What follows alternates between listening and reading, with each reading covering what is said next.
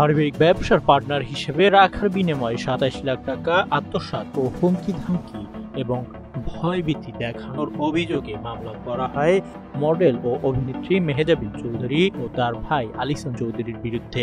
রবিবার বিকেলে আদালতে আত্মসমর্পণ করে জামিনের আবেদন করলে মডেল ও জনপ্রিয় অভিনেত্রী মেহেজাবিন চৌধুরী এবং তার ভাইয়ের জামিন মঞ্জুর করেন আদালত।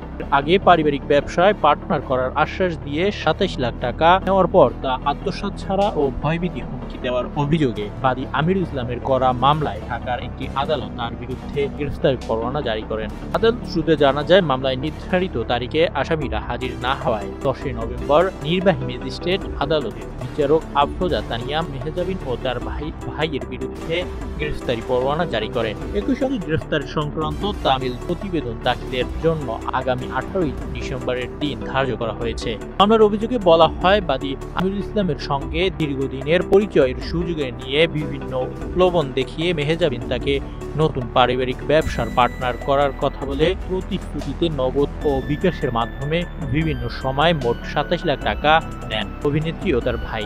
কিন্তু দীর্ঘদিনও কোনো ব্যবসার কার্যক্রম করেনি তারা।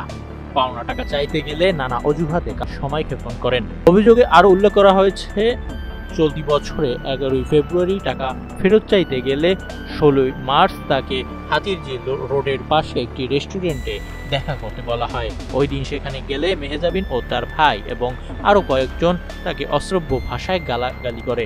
সেই সঙ্গে তারা হুমকি দেয়, টাকা চাইতে তার বাসার সামনে গেলে তাকে মেরে ফেলা হবে। এতে বাদী চরম আতঙ্ক হয়ে পড়েন। ঘটনার পর বাদী ভাটারা থানায় গেলে থানাপক্ষ তাকে আদালতে মামলা করার পরামর্শ দেন। পরে আমিরুল ইসলাম বাদী হয়ে নির্বাহী ম্যাজিস্ট্রেট আদালতে ফৌজদারি কার্যবিধি ১০৭ ও ১১৭ ধারায় মামলা করে।